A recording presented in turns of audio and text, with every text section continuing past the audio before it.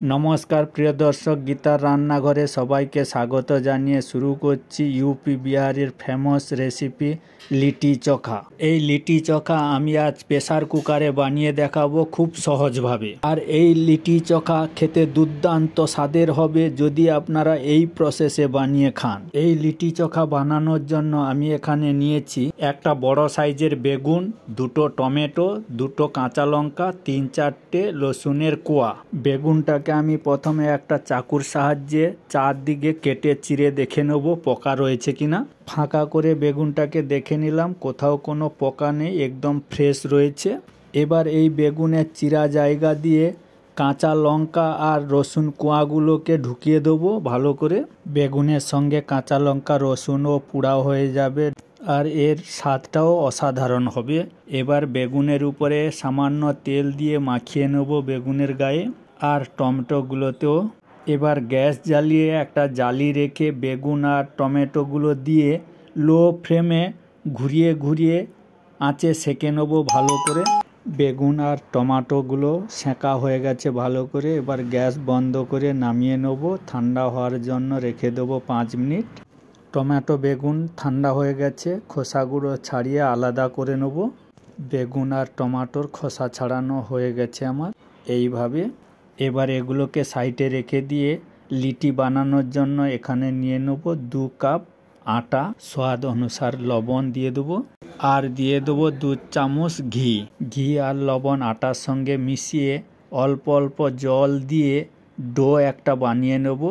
এইভাবে মসৃণ একটা ডো বানিয়ে নিয়েছি। এবার ঢাকনা লাগিয়ে রেস্টে রেখে দেবো 2 মিনিটের মতন। লিটির পুর বানানোর জন্য এখানে আমি নিয়েছি 2 কাপ ছাতু।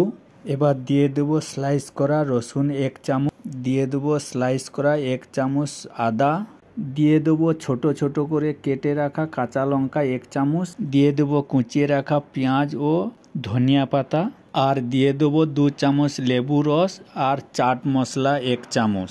হাফ চামচের কম দিয়ে দিলাম কালো জিরে, আর দিয়ে দেবো 2 চামচ সরষে का তেল, আর দিয়ে দেবো 1 চামচ আচার কা মশলা আর পরিমাণ মতন লবণ দিয়ে ভালো করে বেসনের সঙ্গে মিশিয়ে নেব। বেসনগুলো হাত দিয়ে চাপলে এইরকম ডালু হয়ে যাবে আর হাত দিয়ে চেপে দিলে ভেঙে যাবে। এই রকম একটা মশলা বানিয়ে নিতে হবে। লিটি বানানোর জন্য এখানে যে আটার ডোটা বানিয়ে রেখেছিলাম, পরিমাণ মতন লিচি কেটে বল বানিয়ে নেব এইভাবে সমস্ত লিচি আমার বানানো হয়ে গেছে। এবার পুর ভরে লিটিগুলোকে রেডি করে নেব। তার জন্য নিয়েছি আটার গোলা বানিয়ে রাখা বলগুলো আর কিছুটা শুকনো আটা আর বেসন মশলা মাখানো তেল দিয়ে পুর বানানো পুরগুলো নিয়ে নিয়েছি। প্রথমে গোলাগুলোতে শুকনো আটা মাখিয়ে হাতের আঙুল দিয়ে মাঝখানে প্রেস করে করে এইভাবে আমি একটা গোল নৌকোর মতন বানিয়ে নেব। তারপরে মাঝখানে কিছুটা বেসনের পুর দিয়ে মুখটা বন্ধ করে একটা গোল শেপ দিয়ে লিটিগুলো চেপে চেপে বানিয়ে নেব এগ এগ করে। এইভাবে এগ এগ করে সমস্ত লিটি আমার বানানো কমপ্লিট হয়ে গেছে। এবার একটা কুকারে কিছুটা তেল দিয়ে হাত দিয়ে মাখিয়ে নেব আর একটা ওভেন জ্বালিয়ে তার উপরে বসিয়ে দেবো কুকারটা।